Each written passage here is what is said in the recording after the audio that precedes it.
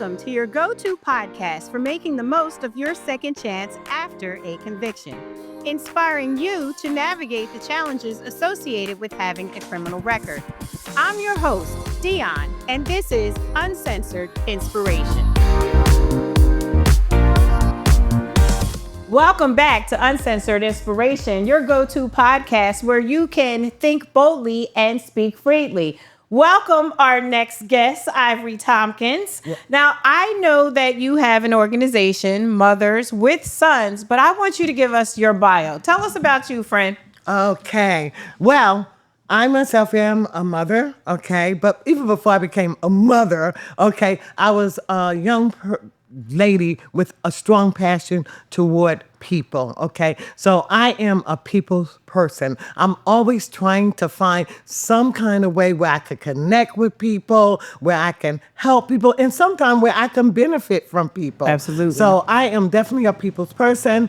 I have two biological children, Bobby and Jennifer, and then I have two bonus daughters, Norsha and Jessica. And well, wait a minute. Yeah. Two things. Hi, Bobby and Jennifer. Second of all, the fact that you just said bonus daughters, and I know that that's not part of our conversation, but right here, my heart is beaming. Yeah. I had a conversation with another person earlier about stepchildren. Yeah. And I like the word bonus because it is an enhancement to your life. And the other person kept saying it's a stepchild. Yeah. It's only a bonus if the person can give you something back. And I said, this person's heart. Yeah. Like, I don't know how I'm supposed to work with you, but I know that there is a mission here. Yeah. So for the fact that you accepted those children in your life as a bonus is such a beautiful thing to hear. So excuse me for buttoning because the producer told me that I cut my guests off, but I had to sidebar on that right there. That's a beautiful sentiment, and please continue your story. Yeah, and just to add, the bonus daughters is only because so many times they will come to my defense, with situations, oh, don't worry about that. Oh, it's going to be okay. So they are definitely a bonus. In my life. They really are. I'm happy to hear that. Yeah. And then I have also, I have 3 grandsons. Have 4 grandsons. I was going to say, don't forget nobody. 4 grandsons and 1 granddaughter. Okay. And 2 of my grandsons are my son's sons. Nice. And then the other 2, the other 3, actually, the 2 boys and the granddaughter are actually from my bonus daughters. Okay. So I have a nice rounded family and it's been rewarding. And we moved here to Norristown. We're living in Norristown now. Wonderful. Moved here to Norristown from North Carolina, where my husband was pursuing his career. And I was on a son's journey, to make sure that, he got the best that he could get out of his education and what would be best for us all in general. So that's how we ended up here in Norristown. Awesome. Yeah. So how has your stint been in Norristown before we jump into your business? Well, Norristown, originally we moved to Philadelphia. Okay. I could not deal with that. Leaving from Durham, North Carolina. Okay. From Durham. If I had left from New York, coming to Philly, it would have been a little bit different. A good transition. But I was living, in the South, and then coming up to the North in Philadelphia, I found that the people were just the dynamics of people were just so drastically different. Absolutely. And so I wanted it to be slowed down. Not that it was a bad thing, because I love Philly and I have plenty of friends there. It wasn't bad. It just wasn't for me at that particular time. Understood. So we decided. I told my husband, "Listen, if you can't find something on the outskirts, then I'm going back to the South." Okay. And so we found Norristown, where he was working, where he had gotten a job. So we moved closer for his work situation. And plus, it was just a better transition for me coming from the South, coming to Norristown. It was just better. It's right in the middle, right? Not too busy, really not too slow. Yeah. Awesome. So now tell us more about your mission and your personal journey. What influenced you to start Mothers with Sons? What really influenced me is that I am I have 3 brothers. Okay. And my father passed away when I was like 11 years old. Sorry to hear that. Yeah. And that's pretty, back in the late 60s and 70s, that's pretty drastic. Mm-hmm. Where you really did see more two-parent home, where I was brought up in New York. Okay, so most of our families had both parents. And my father happened to be the first one actually that passed away in our neighborhood, and we were very young. He wasn't that old, and so what ended up happening was that my mother had now 3 boys and me. Yes. Okay. Okay. Big difference. Okay. Moved us to North Carolina because it was definitely much harder, more difficult for her in New York. Okay, to have those 3 children, 4 children without my father now. And she felt the strongest support would be with her family. So that's what we did. We moved back to North Carolina. So with that being that, I watched a lot of my brother's journeys. I watched what they went through. I watched the unspokenness about what they felt losing their father at such a young age. I watched how that played out in their lives, on their journeys that they were going on. And, although we were okay, we were upper middle class. So we had, like, my mother could say, okay, I'm going to buy them mini bikes and I'm going to do this and I'm going to do, whatever she could possibly do that she felt that she was going to meet them where that might fill some void. Absolutely. And it really didn't. As I grew up and became a mother of my own, I realized that, okay, that really didn't do it. We really should have dealt with where all their trauma or their hurt derived from. Whereas they talk to me all the time about how I felt you're the about sister. myself, and I'm the girl. You see what I'm saying? And I watched my brothers go on their journeys and how they affected other people in their lives, not realizing that they were that important or the value they brought, their presence brought, that they didn't understand that you are really you affect your mother if you get in trouble and you end up in jail. You know what I mean? You affect, the household if you decide you're going to drop out of high school, whereas they may have thought it wasn't a big deal. It didn't matter. You know what I mean? Absolutely. My oldest brother who went to the army, just trying to figure out, okay, let me give this a try. So they went on these journeys that I never even thought about going on as a daughter. Okay. And who was really hearing them? Who was really talking to them? Or was everything just always blamed on them? You know what I mean? And so, whereas with me, I mean, you look at my journey and there was always a reason for what they always, because maybe because her father passed away early, or he wasn't there, she didn't, or maybe it was because her mother was traveling a lot, and you see, so it was more excuses made for me. Yeah, excusable. That's it. And whereas I look at it and I said, boy, my brothers must have been very alone. As they were going through what they were going through. And they must have really felt like, no one's hearing us. And they turned to things. Now, they ultimately turned out okay. Okay. They still had some, but it was a hard journey for them. So when I really looked around and I looked at it, it's not uncommon. It is not uncommon. As I started dating, I started realizing I seen the likeness of what my brothers were. You know what I mean? I do. When I went on job, to work on different companies, I still seen similarities about, where no one was hearing, nobody, no one was really focusing on the fact that they are on a journey that we're ignoring. When I go to sports, I pay attention, like in sports with sons involved in sport, basketball, football, whatever. You see the frustration sometimes that could come out in sports and stuff. Is it really all about sports, or something else is going on? Is that all real passion for the sport? Or is there something? Because their journey rarely gets told, How many of them really write a biography about themselves? Most biographies are written by women, primarily because I learned that sons don't like to tell their journey like that. To express themselves. Yeah. So you have this silence that is going on that, when I started Mothers with Sons, I started saying, I really want to know what you're thinking. I really want to know. So, for instance, I did Art on a Son's Wall. That's an event I would host. Okay. And Mothers with Sons, the organization, would host. And what the premise of that was that son, every son that we knew that was going to participate, just found a piece of art that was in their house that really inspired them. Okay? So it could have been the picture that's on your wall that you see every day, and you not know how much that inspired your husband when he looked at it, or what he was thinking when he looked at that picture. And so when we did this art on the sun wall, it's really kind of funny because all kinds of things were on exhibit. I can like, imagine. You know, like anything from a sock to a piece of a picture. You know what I mean? That's anything that they seen as art. And then they had this opportunity to narrate it. Okay. And we were standing there like, wow, all of that and that. And, some of us was like, we've seen that all the time and never even got all of that out of Never thought about it that way. Exactly. You see, so it started to make me realize that they really have, a son really has a story to tell. And a lot of times, unless given that space to tell it, you don't get that deep into them to know what's in them. So that Arts on the Sun Wall was one way of doing that. And it was a lot of fun. And, some of it we could laugh. Some of it was, we could cry, and not cry because but cry the fact that, they made it to this point. It's a breakthrough.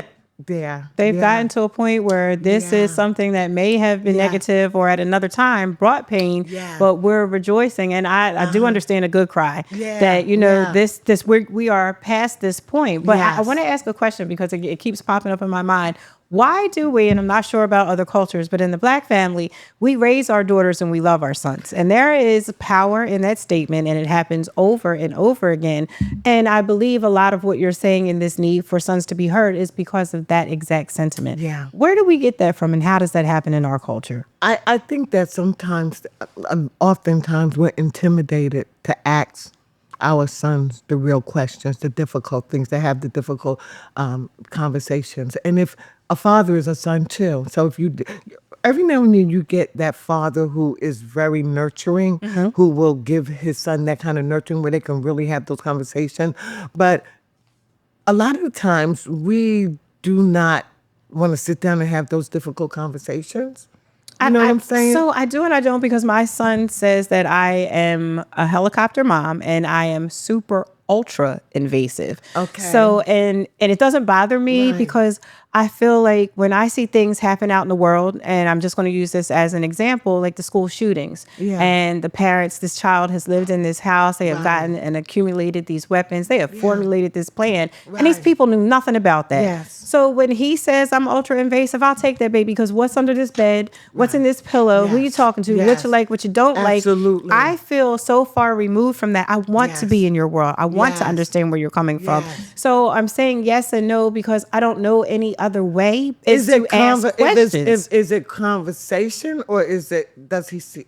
I mean, it's me. It's conversation. It's conversation because I want to know. Accusatory, So some sons automatically, but that's what I mean by we back off. Yeah. I think it's a good thing that you keep kind of push yourself in because a lot of that's what I mean by we become intimidated. Okay. Because they come at us like, why are you always all hovering over me? And I don't know and don't care because I'm still going to keep asking the questions. Exactly. I don't know. It takes more energy, more strength, and more courage for us. And that's even whether you're a girlfriend or mother or aunt or anytime when it comes down to the male factor, our sons, it takes more strength to be able to keep pressing in, you know what I mean, than to retreat and say, okay, I guess it's okay. Just leave it alone. And that's absolutely right, because that's why we're hearing in our society now that parents don't know what's in their houses because they get tired, they get worn out with this, with a son that gets frustrated because you're asking these questions and they say, you're invasive, you're this, you're that. You're in my house. Right. But I just need to know. Yeah.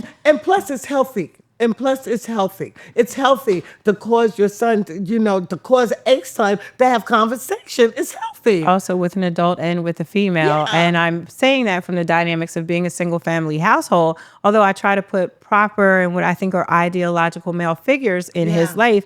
Mothers and sons is where this thing starts, baby. Yes. It's always going to be me and you. Yeah. So if I can't talk to you, I don't Absolutely. understand what I'm doing as a parent. Exactly. And then one thing mothers with sons we always would say is that find the right mentors for your son. You know what I mean? That's hard, part of the though. that's part of the journey. Again, that's why I say we ready to retreat so quickly instead of saying it has to be someone out here that could be. I mean, whether it's a pastor or a youth leader or a track coach, and interview that person. I was going to say, because you look at the person's position and you look at and again, only because I just watched the craziest stories last night on TV about serial killers and how they were a pillar part of the community.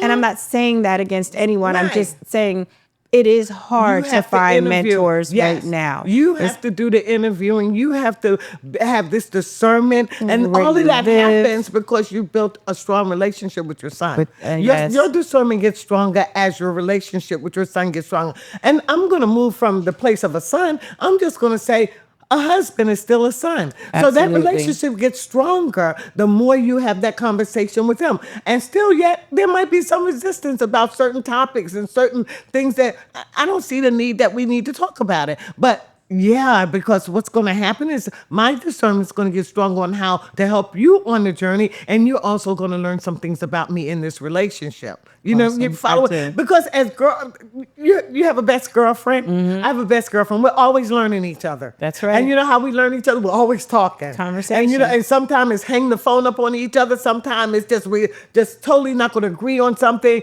But the whole thing is we're learning each other. And that's what makes our relationship so tight. I know some sons who I say, you have a best friend? They're like, oh, yeah, I do. And you can ask them basic questions. Oh, I don't know. Mm-hmm. I don't get in there. But then that's not a best friend. Yeah. Like you really talk. You really strengthen relationship. And that's what Mothers with Sons is about, going on this journey of a son.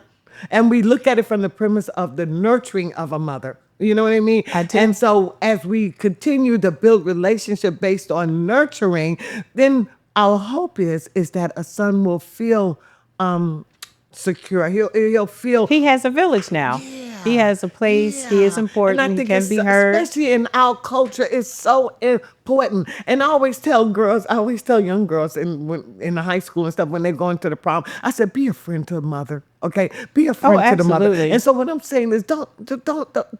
You can talk him out of what he might want to do. Mm-hmm. Okay, instead of joining him in it. Absolutely. Especially when it might lead to y'all not being able to go to college. Because y'all decided one night y'all just wanted to be you hang out. Exactly. We're gonna do this. So I'm always telling the daughters, I'm like, be a friend to the mother. Be a sister, a younger sister to his mom. And they'll say, what do you mean, Miss Ivy? I said, okay.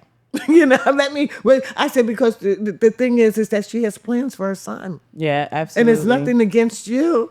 And part of their future and part of their family value is based on what she poured into him and the hopes and dreams she has for him. So if you come along and interrupt that, it's going to eventually it's going to backfire on you, because when a son wants to look for someone to blame in relationship that didn't go right, okay? And especially if they are teenage fathers or whatever, the first thing they do is they start to remember what mom told them. Mm-hmm. And then who do they blame for disobeying their mother? They blame the girl that's sitting there. And that's not true, but oftentimes that's what happens. And then they get angry, they get bitter, they feel like their future could have been better if you hadn't done, that kind of stuff. So I try to warn, daughters, don't put yourself in that situation. It's just a lot of hurt, a lot of pain, and it's going to slow you down as well. So, we're on this journey with them, and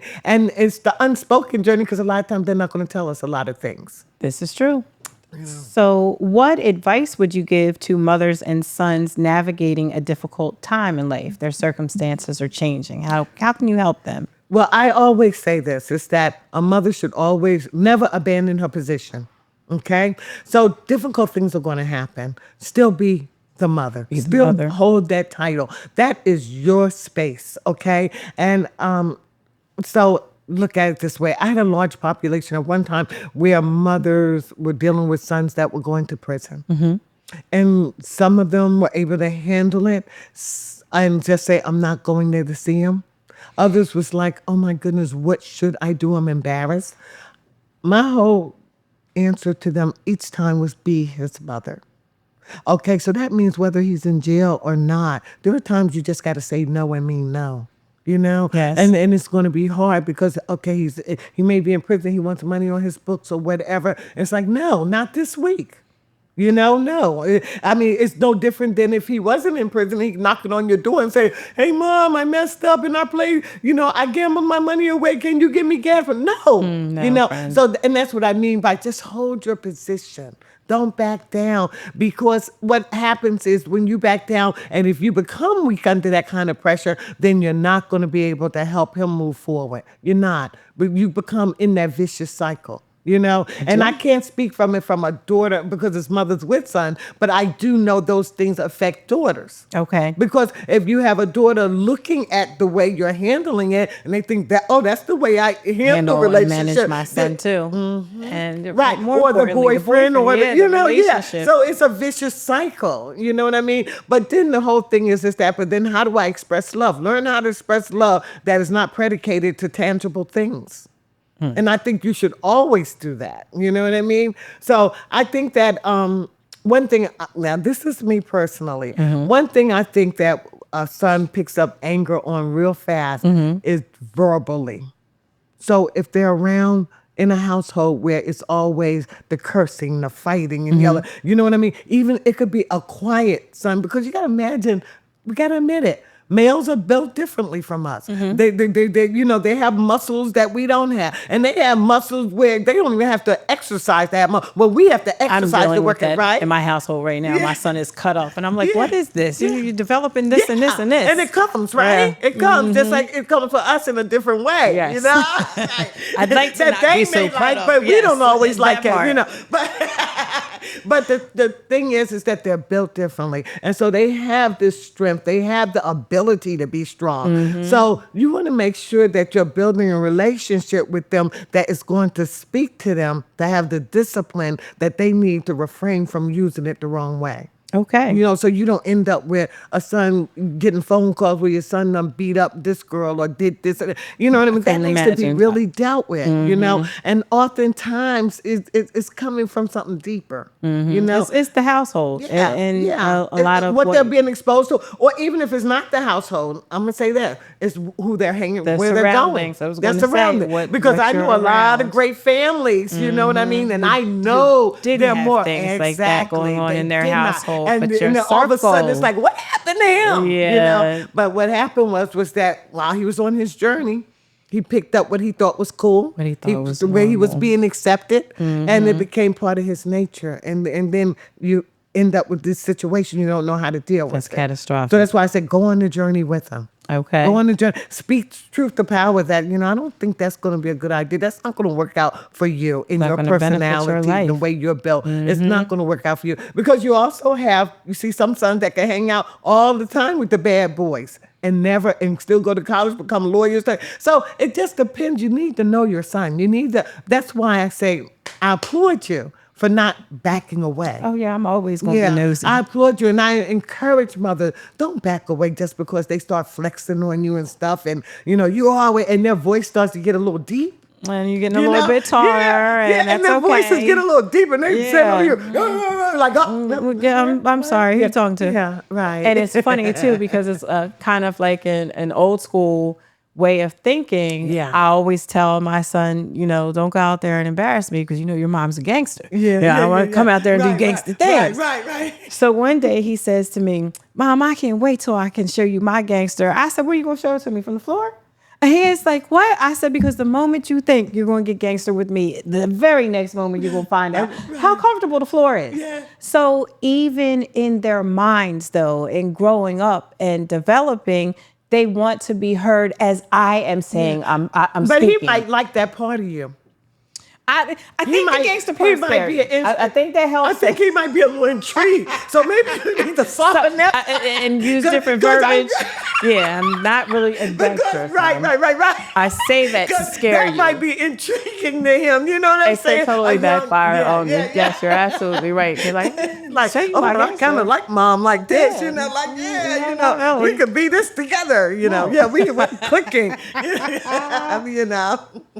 And I only say that because I had that situation with my son, and I said, "Oh, wait a minute. That's not the part of him that I wanted, because I mean, they zone in on certain things, And and like I said, strength is different for them. They see it differently. it's just him and I, and that's I'm dynamic. So sometimes I think we trade off mother and son for friends. And I have to remind him that as much as I love you as a friend, I'm not your friend. I am your mom. But he sometimes gets confused because I'm really all you know. Yeah. So when I'm being playful and, oh, your mom's a gangster, like you're saying, it may be something that's intriguing, but I have to make sure I'm sending the right message. So I'm actually glad we had this conversation. I never thought about it that way. I want my child running around thinking he's a gangster. Exactly. But tell me how some of your experiencing in helping mothers and sons who need a second chance have helped you and them as well. We did a gospel cabaret one time. Okay. And we brought in a lot of gospel artists and things like that. And to be able to touch, and we brought in a comedian and everything so that we can offer that setting. Okay, that was family friendly. Nice. Okay, so everybody brought their own food. We set it up real nicely. So whereas we had, the lights were dimmed and the music was going and everything, and it was, and some of it was inspirational music, not all gospel, but the premise again was that these things I derived that because I also seen that there is a lack of things that will bring like family, and especially mothers with sons, to a place where they could just sit for an evening and have a really good time and be able to say, this is something we literally did together, and not just us, but there were others there. Mothers and sons. And so these things have helped me to be able to deal with some of my own issues as being a mother with a son and with grandsons. It's taught me to be more patient and to look for avenues rather than avenues where I can escape, avenues where I can meet them where they are, where I don't have to compromise. And then I'm able to share that with others, And I said, okay, I tried this and it worked. It really worked. And I've had a lot of success with, different families, because it's not just about mothers, it's about families. Different families come back and say, that really worked. Thank you for that advice. And it went really well. This past school year ended, and we did some little thank you to some of the graduates where we gave gift cards or bank checks to them. And so we're always looking a way to give back, in that premise. But it doesn't always necessarily have to be a son. It could be another mother with a son. It could be a girlfriend, okay? It could be. So we look to strengthen relationships. That's the whole premise. And we just do it from the viewpoint of a mother's nurturing, where that all began, if we could just keep carrying that on, So in some cases, again, I remember I had this one that really was difficult, whereas the son had killed someone. He did. And his mother was just so torn up, devastated. I can imagine. Devastated, and she knew that it was him, and it had happened, and she just did not know what do I do? Everybody else is turned on him. What do I do? And again, I said, you're going to be his mother. I said, don't abandon it. I believe spiritually that God strengthens us for these type of journeys, these type of walk, when nobody else is going to walk with us.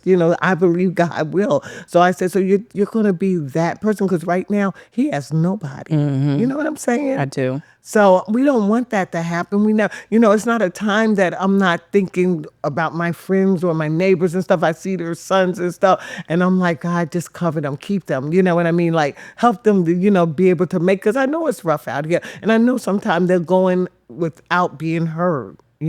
So it has helped me a lot through Mothers with Sons. I have been a student of Mothers with Sons, and the things we have done. I have been a student of that. And for me, it's made me a better person in relationship and relating to exactly how much a son really brings to the table, other than sports, other than just a paycheck. You know what I mean? Yeah. So you're setting this man up for the next head of the household. You're setting up your lineage. You're setting up, what will the future be. And I'm doing someone's daughter a favor. And I say that all the time. She better be thanking me. She don't know what I'm doing behind the scenes to get this one ready, and it's taking a lot right now. Right. So Absolutely. to the future, Mrs. Palmer, girl, you owe me. Yes, I want him to really be a king to his queen. You know what I mean? So Absolutely. yeah, and it's helped me. And again, that doesn't mean there's not things that go wrong or things I wish could have been differently in my own personal life. But because of those things, I know the things that are probable that could happen in someone else's life. So rather than pointing fingers and saying, "Oh, you messed up," no, stuff happens. Okay. Stuff happens. I love it. I love it. Tell people how to get connected with you and your organization. Oh, definitely. You can always, number one thing, you can always email me. Okay. And I will also give you some more information where that, just in case they do reach out to you. Yes. Where you can tell them, but you can definitely email me at evangivory@gmail.com. We are overhauling our website for Mothers with Sons at this time. So that's going to be getting ready to be set out as well. But we will be doing different events. Okay. Matter of fact, Mothers with Sons will be partnering with NAACP in Norristown. I was going to ask you about your work with an NAACP. Yes, another one of my passions. Okay. And I have, on a national level, I have a passion for the mission of the NAACP. And with that being said, in Norristown, we're up and we're moving. And we have an event coming up on October the 25th. Nice. What's the event so I can be there? Oh, yes. That is literacy cavalcade, meaning that we are doing a procession of celebrating literacy in our community. Okay. And we have a young author that's going to be coming to, I think she's 7 or 8 years old. Oh, my. That she wrote a book, and we have a spoken word person. We have local authors that are coming in. We have one that's going to show you how you can write your own book, So I mean, they're going to be set up there, but the premise of this whole thing is that we celebrate the fact that we have opportunity and a privilege that was one time held back from us. We should celebrate now. Literacy is a big thing. It ties into voting. It ties into education. It ties into your health. Incarceration. It does. It really does. We talked about that on another show. Yeah, and people don't see that. It's a pipeline. Yes, absolutely. So if you don't understand what you're reading, can't comprehend it, think about how much you're going to get left behind, especially within the society we're in today. You know, where they're doing so much coding now that you have to stay on top of being used to reading. And I had said to you, I should not say just text me. We should just be emailing, because email ties into literacy. It keeps us, in the practice of reading and responding. Mind working, so that I'm not relying on hitting the button and speaking what I want you to hear, which it never does anyway. Where if I have to formally do this, and I rewrote it, I'm like, oh, okay, this sounds good. Let me go ahead and send this. Absolutely. So please come and be with us on that day. It's going to be at Mount Zion on Willow Street. Nice, in Norristown, Pennsylvania. Yes. What time does the event start? It's going to start at 2:00 from 2 to 5. Nice. And we are going to have some nice little surprises. We're going to have some fun that day. Amazing. So please just come out. It's a celebration. It's not just about reading. Because you can go to the library, you can buy a book, but it's about us coming together and acknowledging the fact that this is something that we have to cultivate and be proud of the fact that we have this privilege and at our fingertips knowledge if we just read. Absolutely. Yeah, and we can help each other. And what was it? And I can't remember how the phrase goes, but they say if you want to keep a person from learning something, put it in a book. Yeah. And it's that powerful. It's that simple. It's that powerful. It really is. So getting back to the basics and literacy, to help us to motivate our young people more, because, everything's handheld, like you said. And we're losing that knack for just being able to pick up a Sit book. still and read a book, and myself and let your included. imagination grow healthy. You know, read something other, because as you can see, the news, it takes us to a negative place every day. Every time, all the time, Yeah. where you could free your mind and sit Exactly. and read fiction. Yeah, You you can go pick ahead out and what read you want going nonfiction, into learn your mind when something. it's a book. Filter. Yeah, Yes. definitely. So please come out and be with us on that day. We plan to have some little snacks and different things on Q&A, and we're just going to have a good time being together and knowing that we have a lot of work that needs to be done within the Norristown community surrounding voting and education and all those things. And a lot of that starts with literacy. Tell us how to become more active with the NAACP of Norristown. We have a Facebook page, Okay. and our president is President Terry Ann Salisbury. She is the president now, the acting president now. Okay. And on that Facebook page, it will give you information as to how you can join. You can also go onto the national page. Okay. But you must pick Norristown. Okay. And reach out to me at that same email address. You can reach out to me if there are any questions about that, or leave us a message even on our Facebook page. Okay. Also, there's a religious affairs Facebook page for the NAACP in Norristown. Okay. You can also leave a question there as well. Awesome. Or just tag us, message us, however you can. Just do it. Okay. Just do it. Become a part of that mission. It's very important now. Numbers mean something. Oh, they do. Everybody can't come to all the meetings. Everyone can't be on every committee or involved in every little thing we do. But what it does say is that we are woke and that our numbers are continuously to increase for the support of the mission of the NAACP for equality. So let's just make sure we're doing that.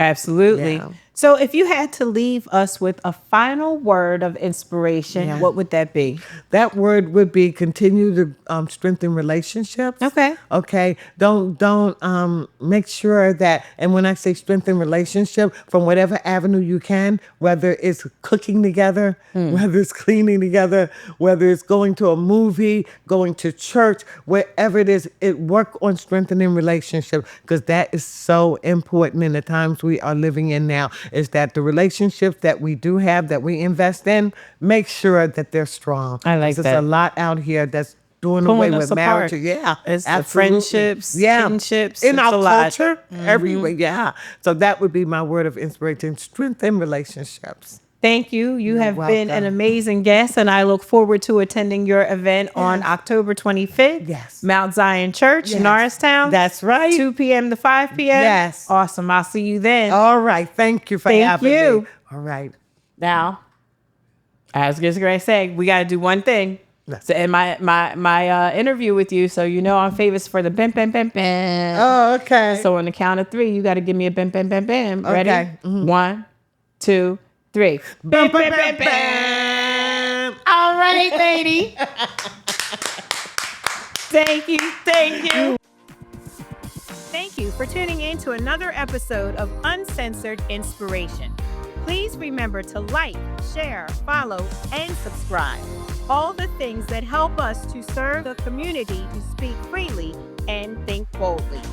Ciao for now.